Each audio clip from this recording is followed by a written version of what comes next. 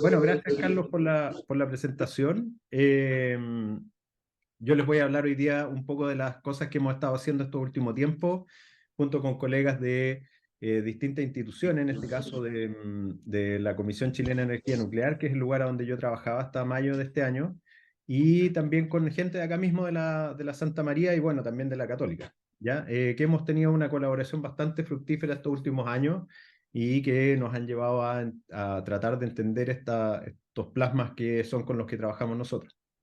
Entonces, primero que nada, o primero que todo, en realidad, denme un segundito aquí, voy a hacerles o sea, para que tengan una idea de qué cosas vamos a hablar, primero voy a describir qué es lo que es un plasma, porque no necesariamente todos entendemos un plasma de la misma forma. Entonces yo les voy a contar un poco cómo es que lo estamos viendo nosotros desde nuestro punto de vista. Voy a hablarles de las mediciones que hemos hecho con antenas. Ya, en este caso me di cuenta que la presentación me quedó ordenada al revés del título, porque los microelectronvolt deberían ser la antena y yo en realidad en el título termino con los microelectronvolt, pero bueno, es un detalle. Y las mediciones con técnicas espectroscópicas, con distintas técnicas que hemos estado ocupando en estos años y que estamos ocupando actualmente en este momento. Y cómo se viene el futuro y una invitación también a los estudiantes a que puedan participar de estas investigaciones. Primero, ¿qué es lo que es un plasma? En este caso, nosotros conocemos estos estados de la materia que nos han enseñado en el colegio, en la universidad, ¿cierto? El estado sólido, líquido y gaseoso.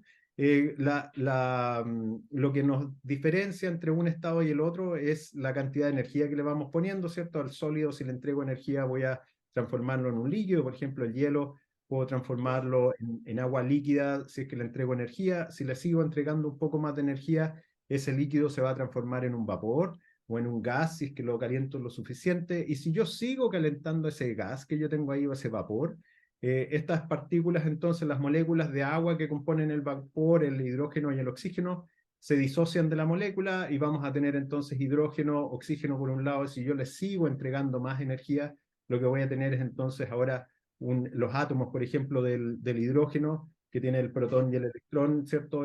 Orbitando alrededor. Entonces voy a tener que este electrón con la energía que tiene este plasma, toda la energía que yo le he entregado, se va a separar entonces y me va a quedar el protón, o en el caso de un átomo con más masa, puede ser entonces un ión, ¿cierto? Y los electrones correspondientes por alrededor, y todo esto forma un fluido que es lo que nosotros llamamos plasma, ¿ya? Que es este gas que es cuasi neutral, porque en el entorno esto es la suma de cargas es cero, digamos, ¿cierto? Porque lo único que hice yo fue sacarlas de los átomos que estaban ahí, pero me va a quedar separado entonces entre iones y electrones, ¿ya? Para que se hagan una idea, cómo se ve un plasma, yo les voy a mostrar esto que fue parte de una primera parte de mi tesis de doctorado, que fue una descarga de radiofrecuencia, ¿ya?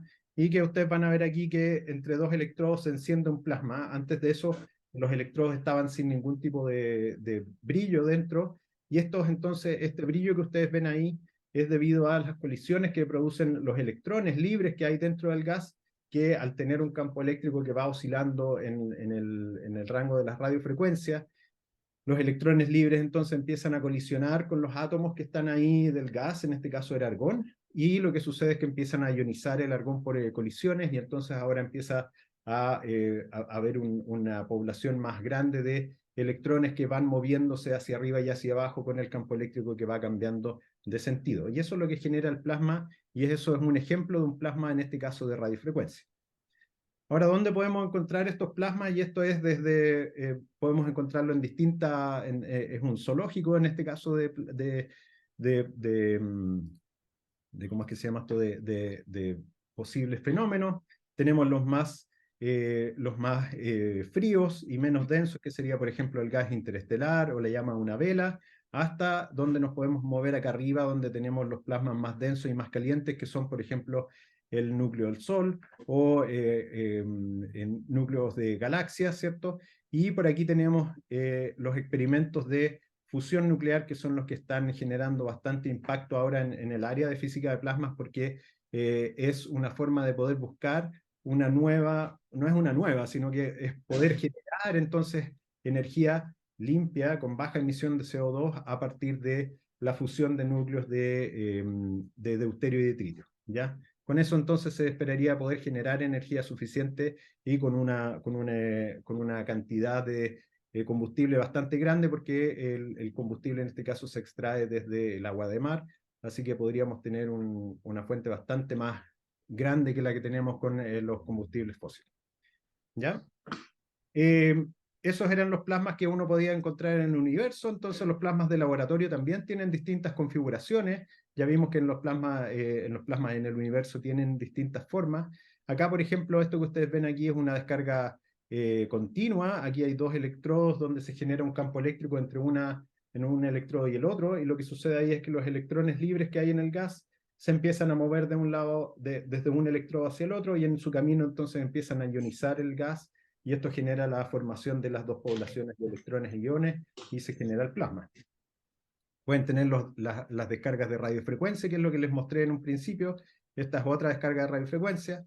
También, esto que ustedes ven aquí es un dedo, ya, esto de aquí es una antorcha de plasma, y ustedes pueden ver, esto se llama un plasma needle, y lo que es una pequeña antorcha, es como un soplete de plasma, que ustedes lo pueden aplicar sobre heridas, por ejemplo, y las heridas, la gracia de eso es que entonces ustedes ahora pueden tratar heridas de una forma bastante eficiente para poder generar cicatrizaciones más efectivas, o por ejemplo, a los que no les gusta ir al dentista por el taladro este que usan los dentistas, también se ha ido probando utilizar entonces los plasmas para tratar las caries, porque finalmente pueden inducir la muerte de la caries, y no se necesita hacer un agujero, porque el plasma entonces fluye dentro de las cavidades que se han generado en los dientes. Por otro lado, tenemos esto que es bastante importante. Esto de aquí son semillas que están siendo tratadas por plasma. El tratamiento de semillas por plasma permite que la capa, digamos, la cobertura de la semilla, la cáscara de la semilla se haga más permeable al agua. Eso genera entonces esto, unido con, por ejemplo, irradiar estas semillas con rayos gamma, o con partículas radiactivas generadas a partir de algún isótopo. Eso genera entonces que las semillas puedan germinar más rápido, que puedan crecer más rápido, ¿ya? Lo que es muy importante en este momento en que estamos con una crisis mundial de agua, digamos, y que vamos a seguir teniendo esa crisis mundial. Estos otros ejemplos de plasma, tenemos los de confinamiento inercial, que sería este de aquí, que es el experimento que se hizo bastante famoso el año pasado, porque dijeron que habían logrado generar más energía de la que habían utilizado para poder producir el plasma. Y por el otro lado, lo que tienen ustedes acá es un experimento de confinamiento magnético, que también produce fusión nuclear, y que también es otro de los caminos que se está esperando poder llegar hacia plantas de generación de energía. Otra forma de tener plasmas es, por ejemplo, que ustedes le den con un láser a un blanco de algún material. Si ustedes golpean ese blanco, se va a producir una pluma de plasma por la interacción del campo eléctrico entonces del láser con el material que está ahí. Va a vaporizar este material, lo va a ionizar. Y si ustedes van y le inciden otro láser en el mismo momento en que está esta columna de plasma ahí, pueden generar emisión láser, por ejemplo, en longitudes de onda bastante cortas. Esto es algo que es bastante interesante, porque uno puede entonces emitir emisión láser en longitudes bastante cortas. Y, por ejemplo, esto de aquí es ahora una descarga, esto se llama una descarga plasmafoco, donde ustedes tienen un campo, o sea, una corriente, una lámina de corriente que se forma entre el centro y los electrodos externos. O pueden tener estos arreglos de alambres donde se hace correr una corriente entre un electrodo y el otro, o también una descarga capilar, que no es nada más que dos electrodos que están unidos por un tubo capilar bastante pequeño, donde ustedes hacen fluir gas, y se genera entonces una columna de plasma dentro que permite también generar emisión láser bastante coherente. Yo lo que les voy a hablar hoy día es de descargas que son de este tipo, que se llaman las Z-pinch, ¿ya? Y que están descritas de esa forma porque en este caso, en todas estas descargas ocurre un flujo, la corriente que está pasando a través de ese gas tiene una cierta dirección. Eso genera entonces un campo magnético coloidal que empieza a comprimir la columna de plasma, y genera entonces en este lugar a donde está bien comprimida la columna de plasma, genera entonces fuentes puntuales de rayos X, de radiación electromagnética, y también puede generar fusión nuclear. Si ustedes tienen una lámina de corriente, por ejemplo, que choca por este campo magnético que está comprimiendo el plasma, entonces van a tener una lámina que se va moviendo a una gran velocidad, y entonces por energía cinética ustedes pueden generar también fusión nuclear, por choques de haz blanco que se llama, ¿cierto? Entonces, el ejemplo entonces de esta descarga plasma foco, que es en la que yo les voy a hablar hoy día, es específicamente esta descarga plasma foco que le llamamos nosotros PF400J. Es muy astuto el nombre porque PF viene de plasma foco, que es esta configuración, y 400J es la energía almacenada en el banco de condensadores. Así que somos bastante creativos en ese sentido. Es una descarga entonces que funciona como un condensador que está conectado a un interruptor de alto voltaje y alta corriente, y bueno, todo ese circuito tiene una cierta inductancia y una resistencia dadas por el mismo circuito, y de ahí entonces esto ingresa a una cámara de descarga en vacío, donde se genera esta lámina de corriente, que es la que uno puede ver en esta imagen que está aquí al lado. Voy a esperar a que avance un poco más hacia el comienzo, pero ustedes cuando termine esto, aquí empiezan a ver la lámina que se genera desde el electrodo por entre medio, por encima de esto que es un aislante, y conecta entonces el electrodo central con el externo, y lo que hace ahí es que por fuerza de Lorentz, esta lámina empieza a moverse hacia afuera, también se empieza a mover hacia arriba, y ustedes pueden ver que esta lámina entonces empieza a subir por estos electrodos rápidamente. Se generan ciertos filamentos. Aquí hay un montón de fenómenos bastante interesantes. Estos son filamentos que pueden ser similares a los que se producen en el Sol, ¿ya? Filamentos que están por aquí, y que luego esta lámina llega aquí al borde, y si se dan cuenta se genera una compresión aquí, que es esta columna de plasma que les digo yo que se comprime. En este caso las velocidades que se encuentran ahí arriba son como de 60, 70 kilómetros por segundo, ¿ya? Entre que esto cruza el borde y llega hasta el centro, ¿ya? Entonces se genera una lámina o sea, un plasma bastante denso y caliente ahí. Entonces, ¿qué es lo que sucede? Es que yo hoy día les voy a hablar, como dije, voy a hablar de espectroscopía, entonces les voy a hablar, en este caso, solo de dos regiones en las que hemos trabajado. En mi vida profesional he trabajado en más regiones del espectro, pero me decidí enfocar en solo dos, que tienen que ver con los trabajos que hemos hecho mientras he estado en la Comisión Chilena de Energía Nuclear y ahora que llegué acá a la Santa María. Entonces, voy a hablarles un poco de los espectros de la emisión en radiofrecuencia, y también de lo que pudimos observar en el visible, ¿ya? Entonces, en este caso me voy a concentrar en lo de radiofrecuencia, que es esa parte que está ahí descrita en el espectro. ¿Y por qué quisimos estudiar esto? Es porque esto que ustedes ven acá es un detector que se llama un MCP, y que es una Microchannel Plate, y que funciona por efecto fotoeléctrico. Llegan fotones de una alta energía, por ejemplo, de ultravioleta extremo o de rayos X blandos, interactúan entonces con la superficie, y eso hace que se genere una multiplicación se genera un par, o sea, se genera un electrón, ¿cierto? Y eso son canales que están en una cierta configuración que se llama chevron, que están puestos en un cierto ángulo, entonces eso hace que se empiecen a multiplicar los electrones. Entonces, por cada fotón que llega, ustedes tienen ahora un grupo de electrones que fueron generados por este solo fotón, y eso después interactúa con una pantalla de fósforo, que es lo que produce finalmente una imagen, y que es la que ustedes ven aquí. Esto de aquí es un espectro de cuando hicimos experimentos en cobre.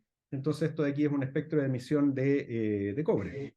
Ahora, ¿qué es lo que pasa con eso? Es que para poder trabajar con este dispositivo necesitamos mantener un vacío bastante grande, ultra alto vacío, porque si tenemos gas cuando generamos estas descargas para poder medir los fotones que están llegando, se puede dañar este detector porque se puede producir una descarga sobre la superficie.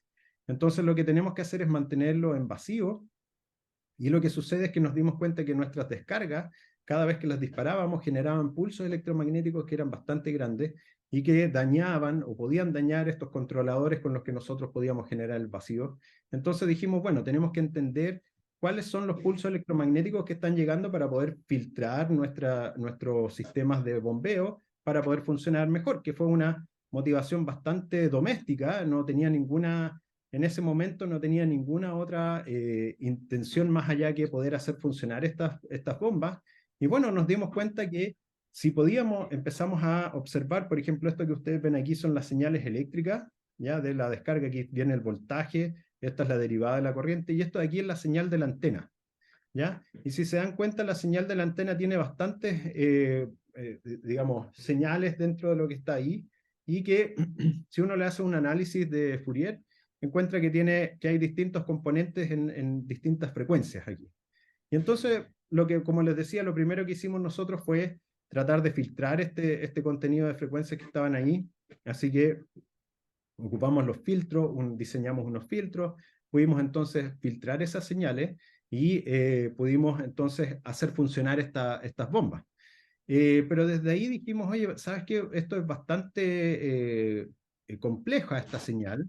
Entonces dijimos, oye, veamos si es que hay algo por ahí adentro, ¿ya? A todo esto ustedes pueden ver ese paper, si escanean ese código QR, podrían ver entonces el paper si están más interesados. Entonces, junto con Jorge Ardila, que es profesor de acá del Departamento de Energía, perdón, de Ingeniería Eléctrica, y junto obviamente a mis colegas de la comisión, dijimos, bueno, veamos qué es lo que podemos hacer con esto. Así que lo primero que hicimos fue tratar de ver qué diseño de antena nos iba a servir más para poder caracterizar estos pulsos electromagnéticos. Así que dijimos, bueno, partamos por lo más simple, ocupamos un monopolo, una antena helicoidal, un sensor inductivo y una antena que se llama Vivaldi y que tiene este diseño que es bastante llamativo, que tiene es como una bocina plana, ¿cierto? Tiene una entrada que sigue una exponencial y ustedes pueden ver aquí la respuesta de cada una de estas antenas. Entonces lo que dijimos, bueno, veamos cómo es que se comporta cuál de todas estas antenas sería la mejor para poder describir nuestro plasma. Entonces hicimos nuestro montaje, en este caso esta es nuestra descarga, esto es como lo teníamos armado, ¿cierto? Teníamos nuestra antena por un lado, y lo que hicimos acá fue tratar de describir cómo es que cada una de las antenas podían describir de mejor forma las frecuencias que nosotros estábamos viendo en estos sensores inductivos, que son los que usualmente se ocupan para poder medir los voltajes y las corrientes en nuestras descargas. Entonces, en este caso, lo que hicimos fue comparar las componentes de frecuencia de cada una de estas señales. En este caso, teníamos el sensor inductivo y teníamos la misma señal de la antena. Y entonces pudimos ver que entre todas estas diseños de antena, lo que mejor funcionaba en este caso era esta Vivaldi, que tenía esta antena, como les decía yo, esta entrada, una entrada exponencial. Y entonces decidimos, bueno, de todas estas antenas vamos a ocupar la antena Vivaldi para poder describir nuestros plasmas. Eso también fue publicado en Scientific Reports, no, perdón, en el IEEE Access, que ustedes pueden revisar ahí con ese código QR, si es que están interesados en revisar esas publicaciones. Así que dijimos, bueno, ya sabemos cuál de las antenas nos funciona, ahora veamos qué es lo que hay adentro, porque estas señales eran bastante complejas. Si ustedes vieron, tienen bastante, una señal que es bastante compleja. Esto de aquí, el primer pulso, corresponde a cuando se rompe la rigidez dieléctrica entre el electrodo central y el electrodo externo, ¿cierto? Y entonces se rompe la rigidez dieléctrica del aislante de cerámica. Esa es la primer pulso electromagnético que se ve ahí. Y este otro segundo pulso electromagnético es cuando la columna esta se comprime rápidamente, ¿ya? Entonces tenemos dos momentos en los que hay una observación de algún fenómeno transiente. Así que dijimos, bueno, veamos si es que hay alguna información oculta en esta señal de antena. Entonces lo que hicimos fue decir, ok, vamos a hacer una correlación entre la emisión de rayos X, de los pulsos de rayos X que aparecen. Acuérdense que yo les dije que cuando había una columna entonces de plasma, se comprimía, generaba puntos de alta temperatura y alta densidad, y esos emiten rayos X. Entonces podemos correlacionar la emisión de pulsos de rayos X con la señal. ¿Ya? Entonces lo que hicimos fue tomar nuestras señales usuales, que serían la derivada de la corriente, el voltaje. A todo esto, el voltaje está midiendo el voltaje entre el electrodo central y el electrodo externo. y la corriente, están viendo la corriente que pasa por este circuito, ¿cierto? Para completar aquí ustedes pueden ver la representación del circuito, ¿ya? Entonces lo que tenemos acá es ahora la señal de la antena y acá tenemos el pulso de rayos X. ¿Ya? Entonces lo que hicimos fue tratar de correlacionar esta antena, esta señal de antena con el pulso de rayos X, que sería qué tan profundo es ese pulso de rayos X, nos puede dar una indicación de qué tan bueno fue esta producción, este plasma que se generó ahí en esa descarga. ¿Ya?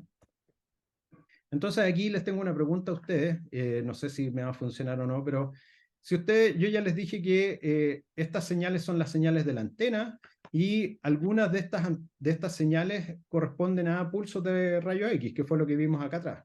Cada vez que yo tengo entonces un pulso aquí, en el segundo pulso, yo tengo una señal de rayos X. Entonces yo les pregunto ahora a ustedes, ¿cuál de todas estas señales creen ustedes que sí tuvo emisión de rayos X, que hubo una emisión directa? Ustedes me podrían decir acá, por ejemplo, en la primera, en la A o la B. La A, la B, ¿qué creen ustedes? Que alguien se queda para Isabel, ¿puedes correr la imagen de él para el lado para que se vean el gráfico? Yo tengo que correr el micrófono porque no lo escucho. El micrófono. Ah, sí, está. Les hago. Dame un segundo, Gonzalo, que estamos corriendo tu imagen que estaba justo arriba de la B. De la B. Ah, ya. Ya, entonces me voy a correr para el lado.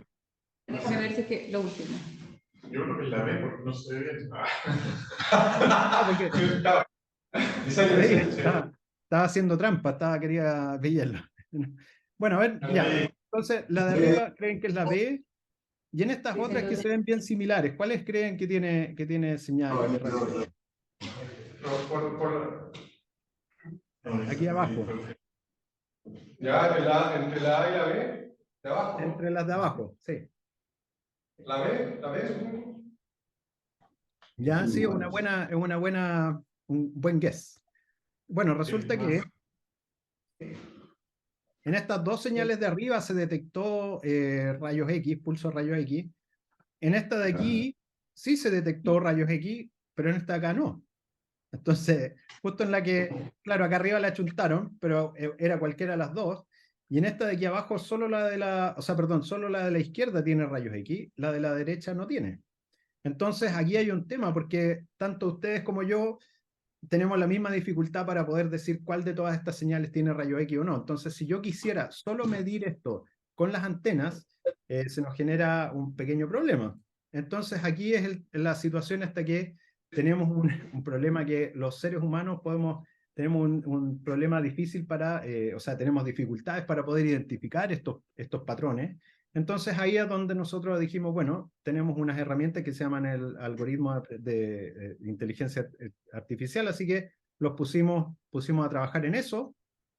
Así que decidimos ocupar una red convolucional, una red neuronal convolucional, ¿ya? Convolutional Neural Network, que lo voy a empezar a llamar CNN, y que en este caso lo que hicimos es que la gracia que tiene esta red neuronal es que está optimizada para reconocer patrones en imágenes.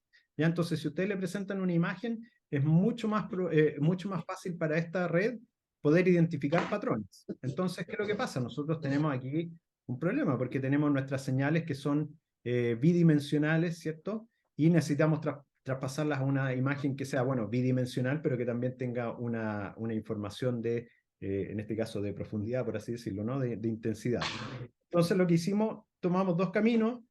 En este caso, un camino que era bastante más arcaico, pero que funcionó, y que era dividir entonces esta imagen esta señal de la antena, la dividimos en múltiples pedacitos, y eso lo fuimos dibujando en un plano de 75 por 75, si no me recuerdo, si mal no recuerdo, y la otra forma fue que tomamos esta señal y la transformamos en un wavelet, y también eso lo integramos entonces en nuestros cálculos de inteligencia artificial. Entonces, a partir de eso, hicimos nuestros cálculos. Ustedes pueden ver aquí que pudimos entrenar realmente nuestra red neuronal para que pudiera identificar. Acuérdense que lo que queremos nosotros es poder identificar a partir de las señales de radio me refiero yo a las señales de la antena, poder identificar cuándo es que hay entonces un pulso de rayos X dentro de nuestra cámara. O sea, este es un diagnóstico que está por fuera, pero que estamos tratando de observar algo que está dentro de la cámara, ¿ya? Y entonces, ¿qué es lo que sucede aquí? Es que nosotros pudimos entrenar entonces nuestros algoritmos, utilizamos bastantes disparos aquí. Esto fue el trabajo directamente de un alumno de acá de la Santa María, que es Luis Orellana, que tuvo que disparar varias veces la descarga para poder tener un cierto tipo de estadística.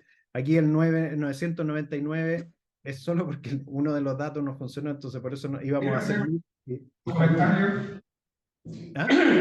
Comentario. ¿Cómo es posible que una antena normal detecte rayos X? No entiendo. Ya no, es que no estamos detectando rayos X. Lo que estamos haciendo es una inferencia respecto a lo que está sucediendo adentro. Entonces lo que estamos haciendo es hacer un análisis de un diagnóstico que es alterno, ya que en este caso es la radiación, el pulso electromagnético, que nos va a dar información de las condiciones de que si existe o no existe un pulso de rayos X adentro. Porque ¿qué es lo que sucede? La generación de rayos X dentro del plasma está dado por los campos eléctricos que se producen dentro de la columna. Y esos campos eléctricos están asociados a todo el circuito que está oscilando. En este caso es un circuito RLC que oscila. Entonces lo que estamos viendo nosotros es, a través de la antena, estamos viendo cuál es la oscilación de este circuito RLC, ¿cierto? Y entonces, ¿qué es lo que está pasando? Que en esa oscilación que se transmite hacia afuera, nosotros podemos entonces, a partir de esta identificación de las señales de antena, dado que las estamos asociando a los pulsos de rayos X, entonces podemos hacer una inferencia. Cada vez que vemos algo en la antena, o algo especial, que lo detecta en este caso la inteligencia artificial, entonces hay un pulso de rayos X, ¿ya? Hasta ahora no hemos podido identificar cuál es la frecuencia específica que está viendo esta red neuronal, porque finalmente las redes neuronales parametrizan estas señales en varios miles de parámetros, entonces es difícil hacer una correlación entre que se modifica un parámetro respecto a la emisión de rayos X, pero como les digo, no es una medición directa, sino que es una medición indirecta, porque como les digo, estamos viendo lo que sale de la descarga, lo que está pasando adentro. Aún así es indirecta, pero rayos X obviamente penetran dentro de la antena y qué sé yo, producen un montón de otras cosas. Entonces, tomar en cuenta eso yo creo que es casi imposible. No, pero acá insisto que... Metido dentro de las señales. Claro, es que lo que está sucediendo acá, como digo, es que dentro de la señal del pulso electromagnético que sale desde la descarga, está inmersa esa información. ¿Cómo? Es que no escucho muy bien. Hay cosas que van a aparecer como rayos X, pero no necesariamente son cosas, no sé, que están producidas por el plasma.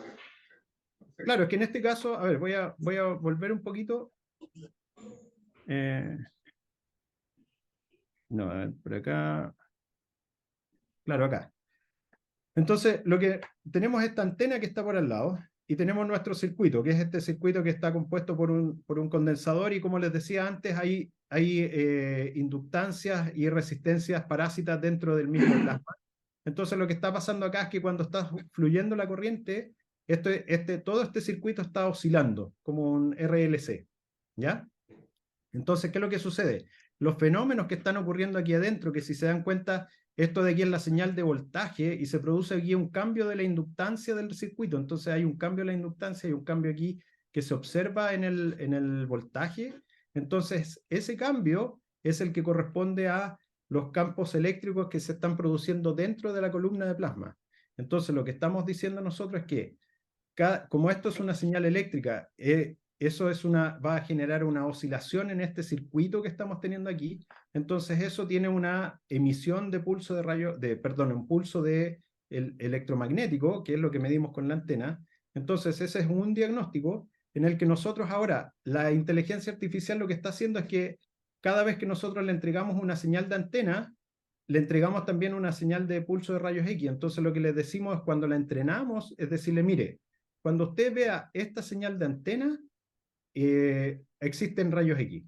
Cuando vea otra señal de antena y no hayan rayos X, entonces ahí no hay rayos X. Entonces lo que empieza a hacer la inteligencia artificial es que empieza a entrenarse hasta que puede comprender entonces que cuando ve cierto tipo de señales de antena es que hay una emisión de rayos X, ¿ya? Pero no es que yo con la antena esté midiendo los rayos X, sino que es una inferencia desde la señal de la señal de antena de que hay una emisión de rayos X, ¿ya? Entonces, una frecuencia bien determinada, entonces en alguna parte tiene que aparecer la frecuencia de los rayos X. Digamos, ¿cómo fue determinado? O sea, claro, ¿dónde? la historia ahí es que no tenemos no tenemos, si quisiéramos pensar en frecuencias, por ejemplo, de fenómenos atómicos que estén ocurriendo dentro del plasma, no tenemos, nuestros sensores no alcanzan a medir en esa frecuencia porque los anchos de banda de las antenas son de 3 GHz. Entonces, no alcanza a medir algo que tenga las frecuencias altas que debería esperar uno en esos fenómenos. Entonces, como les digo, en ese caso lo que hicimos es que la red neuronal entonces permitió identificar casi más del 80% de los casos donde podíamos identificar directamente que había rayos X, de nuevo, infiriendo desde la señal de antena que había una emisión de rayos X, y una identificación parcial en la que lo único que nos podía decir era, porque a todo esto, nosotros cuando decimos full identification, es que nosotros, además de decir que tiene rayos X, podemos calcular la intensidad de los rayos X. Entonces, definitivamente, podemos hacer una medición, como les digo, indirecta de lo que está sucediendo adentro con un fenómeno que están relacionados, pero a través de los campos eléctricos que están ocurriendo dentro de la descarga, ¿ya? Entonces, funcionó bastante bien eso. Si se dan cuenta, partimos de una idea bastante doméstica, que era tratar de hacer funcionar estos controladores de las bombas de vacío, y llegamos a meternos en temas de redes neuronales y de inferencia de información que viene desde el plasma a través de estas antenas.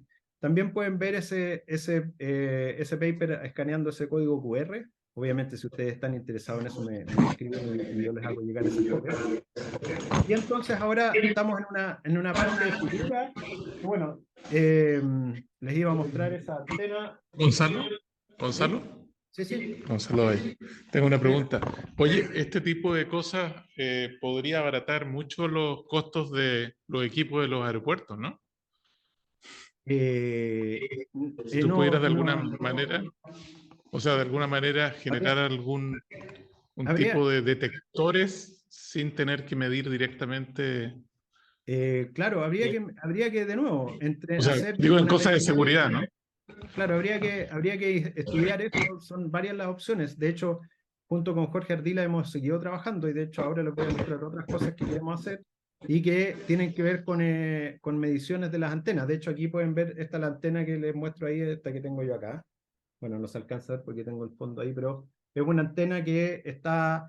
O sea, Hugo, la respuesta a tu pregunta es: todo es posible, hay que ponerse a investigar, ¿no? Yo creo que se podría hacer. Habría que ver si es que hay algo que se pueda medir. Igual estos sistemas de rayos X en los aeropuertos están bien bloqueados, pero bueno, habría que ver nomás, pues si no, peor trámite el que no se hace. Entonces, eso de ahí es lo que estamos haciendo ahora, es usar estas antenas bioinspiradas. Si se dan cuenta, esto parece como una hoja, ¿cierto? O como las antenas estas de las polillas. Hay unas polillas por ahí que tienen unas antenas así. Y en este caso lo que tenemos es que estas antenas responden bastante mejor que las anteriores. Si se dan cuenta, esta línea de 10 decibeles es donde nos estábamos moviendo antes. Estas otras dos son las antenas que ocupábamos antes. Y estas son las que estamos ocupando ahora, esa bioinspirada. Entonces, como está mucho mejor la respuesta de esta antena, es que quisimos ocuparla también en estas descargas. Y, por ejemplo, lo que empezamos a ver es que habían unas ciertas señales que no habíamos visto en las otras antenas. Entonces, también hay algo ahí que no habíamos observado y que es un fenómeno que queremos tratar de entender, que es esta señal que aparece ahí, que antes no estaba. Entonces, hay una señal que también se nos abre una nueva área de poder investigar qué es lo que está pasando ahí, que está emitiendo esa señal. Y por otro lado, y esto es algo que fui a hacer yo hace algunos meses en una visita que estuve en Estados Unidos, es que ustedes pueden ver aquí la antena, en este caso estaba pintada blanca, pero es la misma antena bioinspirada. Esta es una cámara de vacío, y lo que está pasando aquí adentro, en esa cámara de vacío, es que está incidiendo un láser de petawatts, ¿ya? Un láser muy intenso, muy potente, que genera fenómenos que ya son bastante de high energy density physics, y entonces, en este caso, son fenómenos que están ocurriendo ahí que para nosotros también es algo desconocido. ¿Y qué es lo que sucede? A pesar de que acá ustedes no tienen un circuito eléctrico que está emitiendo un pulso electromagnético, sí tienen un láser que está golpeando en un blanco, y ese blanco está, o sea, ese láser está generando entonces campos eléctricos muy intensos, que son los que están entonces generando este plasma dentro del blanco, y eso hace que se generen campos eléctricos y pulsos electromagnéticos bastante altos. Aquí les voy a mostrar un poco de cómo se ve este laboratorio. Este es un laboratorio que está en Colorado State University, que es donde yo tengo una colaboración con el profesor Jorge Roca y la profesora Carmen Menoni. Y es un láser en el que se están estudiando nuevas formas de generar fusión nuclear. Esto aquí ustedes pueden ver cómo funciona este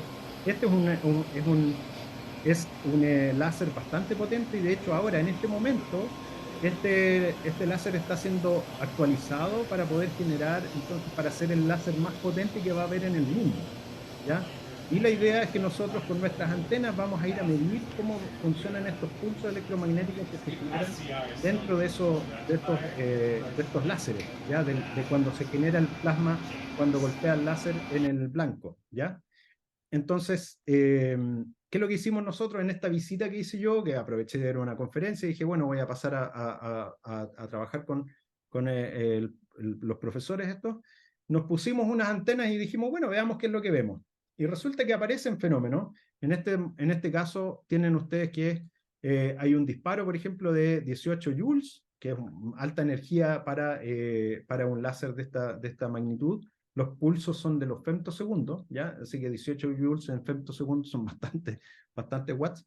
Entonces, ¿qué es lo que sucede? Es que se ve una emisión de un pulso electromagnético en algo que, como les digo, no tiene ningún circuito inherente, pero hay un pulso electromagnético, y si se dan cuenta, cuando uno le hace la transformada Fourier, hay una señal en 1,5 GHz, que esa señal, después cuando ustedes tienen un pulso de un poco menos de energía, en este caso 14 joules, ese pulso se hace bastante más pequeño. Entonces hay algo de física ahí adentro que podríamos empezar a investigar, y que es lo que queremos empezar a hacer con el grupo de Estados Unidos. LaserNet se llama. Este es un conglomerado de láseres que existen en Estados Unidos. Y en este caso, de nuevo, queremos utilizar inteligencia artificial, las antenas, y tratar de medir entonces qué es lo que está sucediendo con esto. No sabemos qué es lo que va a pasar ahora con este proyecto más grande. De hecho, apareció por ahí en las noticias. Tienen 150 millones de dólares para poder actualizar ese láser, así que va a ser un láser bastante potente e interesante de investigar. Entonces, eso era la parte de las ondas electromagnéticas de radiofrecuencia, y ahora les voy a contar un poco de lo que estamos haciendo con los temas de espectroscopía visible, ¿ya? En este caso, de nuevo, este es un trabajo que ha sido en conjunto entre lo que yo trabajo, lo que trabajé en la comisión, lo que he trabajado acá en la Santa María, más lo que seguimos trabajando en conjunto. Ya les hablé entonces que ahora vamos a hablar del espectro visible. Y en este caso, lo que nos motiva es poder comprender cómo funcionan estos fenómenos, que son bastante dinámicos, pero ahora desde un punto de vista de densidades electrónicas, temperatura, y que finalmente son diagnósticos que no han sido utilizados hasta ahora en este tipo de descargas. ¿Por qué nos interesa? Porque cuando ustedes descargan este plasma en deuterio, se generan neutrones que son a partir de fusión nuclear, ¿ya? Entonces, tenemos que, dependiendo del gas que uno ocupe, va a poder generar pulsos de rayos X, o partículas cargadas, o también partículas neutras, como serían los neutrones, ¿ya?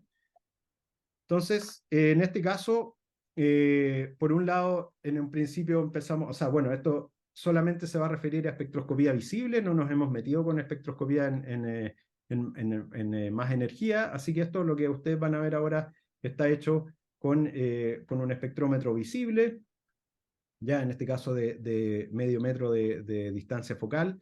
Lo que ustedes pueden ver aquí es una imagen espectral que es muy interesante, porque tienen longitud de onda por acá abajo y posición en la rendija de entrada del espectrómetro, así que lo que ustedes ven aquí es que si yo hago una imagen de la columna de plasma o en este caso de la lámina cuando va subiendo por entre medio de los electrodos, lo que yo veo aquí es cómo era la densidad del plasma en cada una de esas zonas. Entonces esto que ustedes ven aquí es una imagen de un espectro de hidrógeno, está centrado en la línea H-alfa. Entonces ustedes lo que ven aquí es una línea bastante ancha que está ensanchada por la densidad electrónica del plasma y que tiene una absorción en el medio por los mismos efectos de absorción dentro del plasma más frío que está por delante de esta observación. ¿Ya? Entonces, aquí yo voy a hablar de 3 fenómenos que estamos describiendo con 3 experimentos distintos. En un lado es lo que hicimos con Stark Broadening, que en este caso el Stark Broadening tiene que ver con el ensanchamiento de la línea espectral a partir de los campos eléctricos que generan las partículas que rodean al emisor, ¿cierto? En este caso, la suma de todos los campos eléctricos va a producir entonces una separación, un splitting de los niveles de energía del ion, y que cuando uno lo observa, entonces se observa como un ensanchamiento de la línea, en este caso de la línea H-alfa. También tenemos el Zeeman splitting, que en este caso estamos midiendo, en el Stark Broadening estamos midiendo densidad electrónica porque está relacionada entonces a la cantidad de electrones que están rodeando al emisor. Por otro lado estamos viendo el Zeeman splitting, que tiene que ver con que cuando hay presencia de campos magnéticos se separan entonces los niveles de emisión de los átomos. Entonces, ¿qué es lo que sucede con eso? Es que se emiten entonces fotones que están, en este caso, polarizados de una cierta forma, y que es lo que voy a ver un poco más adelante. ¿Por qué nos interesa el campo magnético? Porque resulta que ya les conté que había, entonces, por un lado, digamos, cada vez que existe una corriente hay un campo magnético asociado, ¿cierto? Entonces, ¿qué es lo que sucede? Cuando uno está ocupando los sensores de corriente que tenemos en nuestro dispositivo, esos sensores de corriente miden la corriente total que hay en el plasma, o sea, que hay pasando por toda la cámara de descarga, no específicamente en el plasma. ¿Y qué es lo que puede pasar? Que haya corrientes que se van por otros lados, no necesariamente por el plasma. Así que eso nos afecta cómo nosotros podemos caracterizar, en este caso, la columna de plasma, cuánta corriente está pasando realmente por la columna de plasma. Entonces, ¿qué es lo que hacemos? Si nosotros hacemos Zeeman splitting, que vamos a medir entonces el campo magnético que existe en la columna de plasma, podemos hacer un estudio entonces de la corriente que va a pasar por ahí. Pues por Ampere podemos saber cuál es la corriente que está pasando ahí si es que conocemos el campo magnético que existe en esa columna de plasma. ¿Ya? Entonces, por eso nos importa saber el campo magnético dentro de la columna de plasma. Y por otro lado, estamos utilizando Thomson scattering, que en este caso utilizamos un láser que incide sobre una carga, en este caso los electrones del plasma, los electrones o los iones. Ese láser, entonces, esa onda electromagnética hace oscilar a esta carga, y esa carga se transforma en un dipolo que emite en distintas direcciones, y esa emisión entonces va a llevar información de la temperatura o velocidad que llevaba esa carga en ese momento cuando la golpeamos con este pulso láser.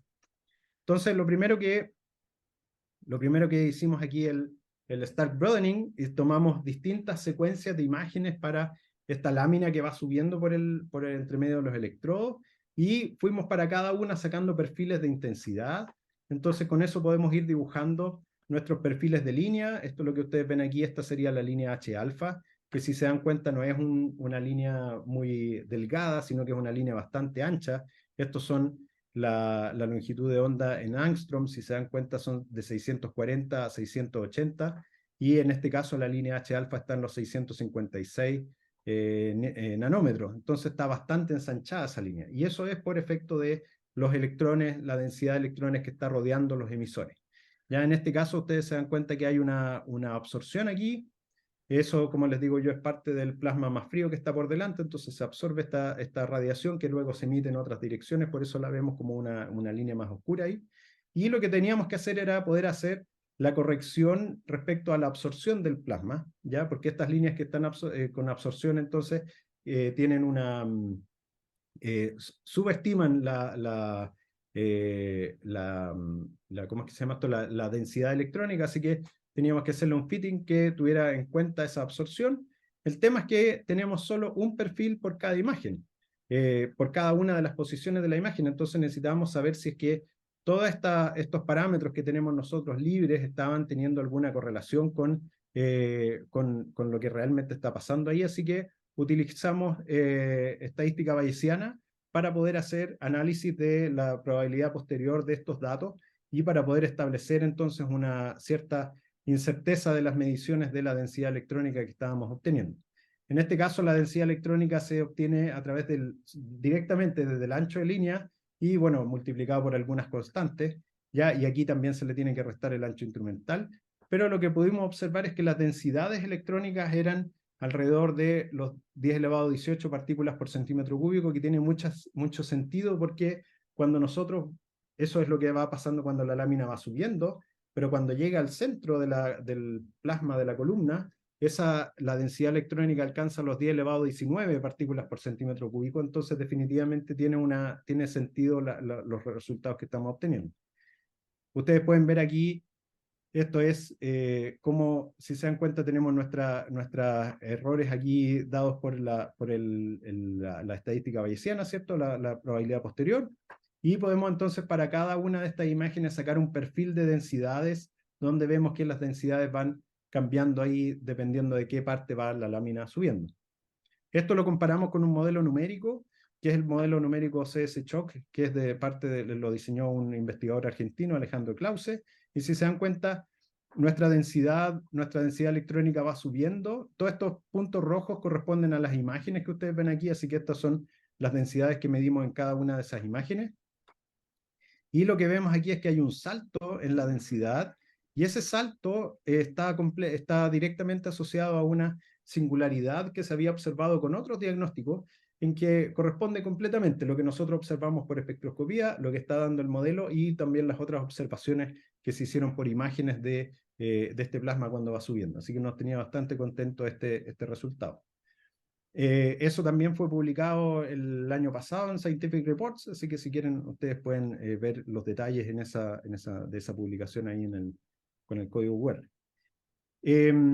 Ya les dije lo de Stark, ahora voy a hablar de Zeeman, y en este caso lo que queremos hacer, como les decía yo, es calcular el campo magnético. Como les dije yo, la separación de los estados de energía de los átomos que están emitiendo está directamente relacionado con el campo magnético. Ya ustedes pueden ver aquí que estas de aquí son dos líneas separadas que están separadas a una cierta distancia. Esa distancia entonces está dada por la energía, la longitud de onda está asociada a la energía, y eso entonces nos va a decir que mientras más separadas están esas líneas, entonces el campo magnético es más alto. Lo que nosotros vimos a través de las mediciones por sensores eléctricos y imágenes de nuestra columna y ocupando la ley de Ampère, pudimos ver que en este caso los campos magnéticos que estábamos estimando eran, digamos, este no lo vamos a considerar tanto porque está justo en el pinche, un poco más difícil calcular el tamaño de la columna en ese momento, pero esto de acá podemos decir que está por entre 4 y 10 Tesla el campo magnético, lo que es un poco bajo, y eso nos requiere entonces una solución que es bastante astuta, y que es que cada de estos los fotones que se emiten de cada uno de estos niveles de energía que les digo yo que estaban separados por el campo magnético, se emiten con una cierta polarización izquierda o derecha. Entonces, dependiendo de cómo nosotros observemos este plasma, vamos a lograr separarlo. Si ocupamos un beam splitter polarizador, podemos separar entonces las polarizaciones izquierda y derecha, y eso lo podemos meter directamente a un espectrómetro y poder calcular entonces la separación que hay entre estas líneas, y eso nos va a decir entonces el campo magnético que existe ahí. Si nosotros ocupáramos solo una medición, lo que veríamos sería una línea más ancha, entonces tendríamos más incerteza en la determinación de cuáles son las funciones que describen esa línea más ancha. Así que si la separamos por polarizaciones, podemos tener una línea específicamente de un estado de energía y la otra del otro estado de energía. Y para hacer esto, la misma descarga que tenemos ahí, en este caso sale de la cámara, pasa por un polarizador de lambda cuarto, por un cristal que está aquí, un cristal polarizador beam splitter, y eso se va a las dos fibras ópticas que luego se unen y entran directamente al espectrómetro. Con eso pudimos obtener algunos resultados. Esta de aquí es una de de las fibras, esta es la otra fibra, la línea que nos interesa es esta de aquí. Entonces, cuando le sacamos perfiles a las líneas, en este caso aparece algo de separación, que cuando nosotros lo unimos entonces y calculamos a cuánto se debería relacionar eso en campo magnético, vemos que es por debajo de los 2 Tesla, y hay una nube aquí bastante dispersa.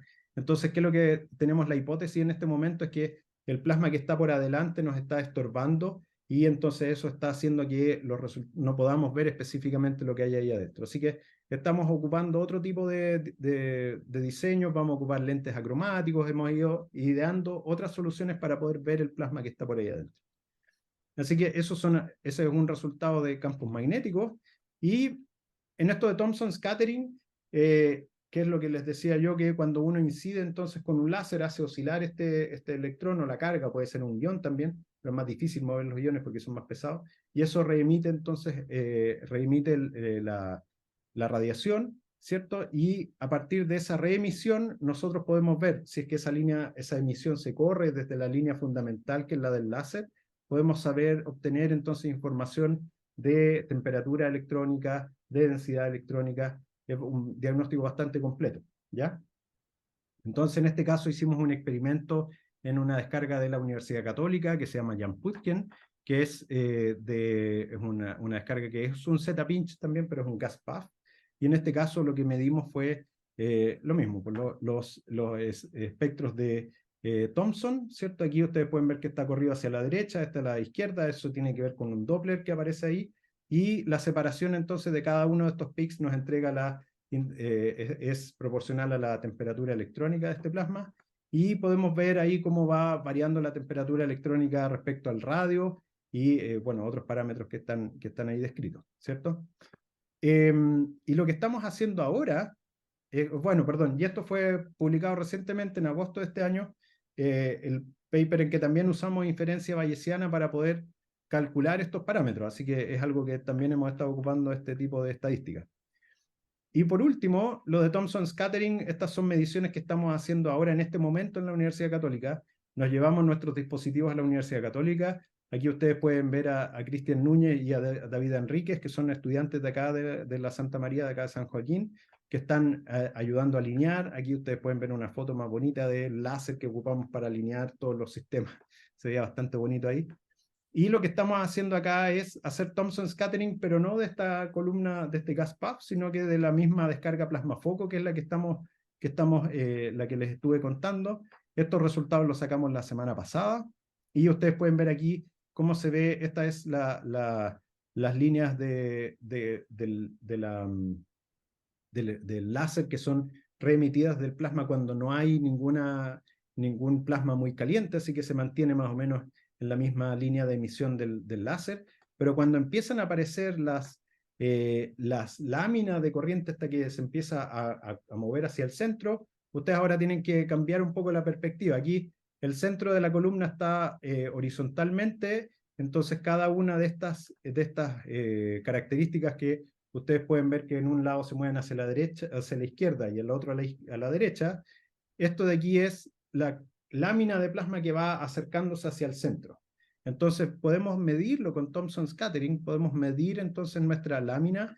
De hecho es bastante interesante porque esto que ustedes ven aquí, este movimiento así que se desplaza hacia un lado y hacia el otro, es porque estábamos midiendo justo la columna de plasma, y lo que ustedes ven aquí, que es bastante simétrico, en este caso estas líneas se mueven hacia la derecha, estas otras hacia la izquierda, tienen que ver con que esa es, si ustedes se acuerdan cuando teníamos como un paraguas, ¿cierto? Entonces, lo que estamos viendo en el extremo son el plasma que está por afuera, y lo que estamos viendo en el centro es la columna esta que está en el centro de observación, ¿ya? Entonces estamos viendo los dos fenómenos, la columna y la vuelta de retorno que tiene el plasma. Estos resultados todavía no los hemos analizado porque estamos obviamente haciendo las pruebas, pero se ve bastante bueno este resultado. Y lo que vamos a hacer es que vamos a hacer Zeeman splitting también con esta descarga, ocupando los equipos que tenemos ahí, que movimos hacia la Católica. Así que con esto ya termino. ¿Qué es lo que queremos hacer ahora con las antenas? Es que antes las antenas las ocupábamos afuera. cualquiera que haya hecho FIS 120 sabrá que si tenemos una cámara de vacío metálica, eso actúa como una jaula de Faraday, así que no podemos observar afuera lo que está pasando en el plasma mismo. Ya les conté yo que nosotros estamos viendo la oscilación del circuito completo, así que estamos viendo toda la oscilación del circuito que está por afuera. Entonces, pero lo que queremos hacer es ver cómo está oscilando el campo eléctrico dentro de la columna de plasma. Entonces, para eso necesitamos entrar con una antena, así que tenemos que usar microantenas, que también estamos viendo cómo poder hacerlas. Hacer las mediciones de los pulsos de ultra alta frecuencia en este láser que les mostré, el LLF, que queda en Estados Unidos. Eso queremos ir a hacerlo ahora en octubre. La idea es ir las últimas 2 semanas de octubre cuando ellos tengan ya montado y actualizado ese láser, lo que les dije yo, este proyecto de $150 millones para actualizar ese láser. Por otro lado, la estimación del campo magnético en el plasma foco usando Siman con estos lentes acromáticos, que es lo que les decía yo, que cambiamos el diseño de la óptica que estamos viendo ahí. A todo esto, esos son proyectos fondes irregulares que tenemos en lo de Siman, es un proyecto mío, lo de Thomson Scattering es de un proyecto de un colega de la SECHEN, y también el colega de la Católica, Julio Valenzuela. Cristian Pavés es de la SECHEN, Julio Valenzuela de la Católica. Todos tenemos proyectos conectados porque estamos estudiando las mismas condiciones de los plasmas. Yo hago Siman, Cristian y Julio hacen Thomson, y entonces tratamos de describir, por eso es que estamos todos trabajando en ese proyecto. Y por último, entonces, tratar de estimar la temperatura electrónica y iónica de la columna de plasma en el plasma foco, que como les digo yo, eso lo estamos haciendo a través de Thomson Scattering, y que hemos tenido resultados bastante buenos que ya los tenemos de la semana pasada. Así que lo que quiero dejarle a los alumnos que puedan ver este video después es que existen oportunidades de tesina y pasantía de investigación. Nosotros queremos ir de forma más frecuente a Estados Unidos, y definitivamente el trabajo que podemos hacer entre la Católica y la SECHEN son lugares bastante interesantes para investigar, y como les digo yo, ya tenemos 2 alumnos que están participando en esa investigación. Así que antes de despedirme, quiero agradecer este es el equipo de personas con las que yo he estado trabajando en este tiempo, de Colorado State University, de la Comisión Chilena de Energía Nuclear, de la Católica y de acá de la Santa María, específicamente el profesor Ardila, con el que hemos desarrollado bastantes proyectos de investigación, y los estudiantes, Cristian David, Luis Orellana, que es quien ha hecho la parte de inteligencia artificial, y Benjamín Ceballos también, que participó en esas mediciones. Así que eso, muchas gracias, y bueno, quedo atento a las preguntas.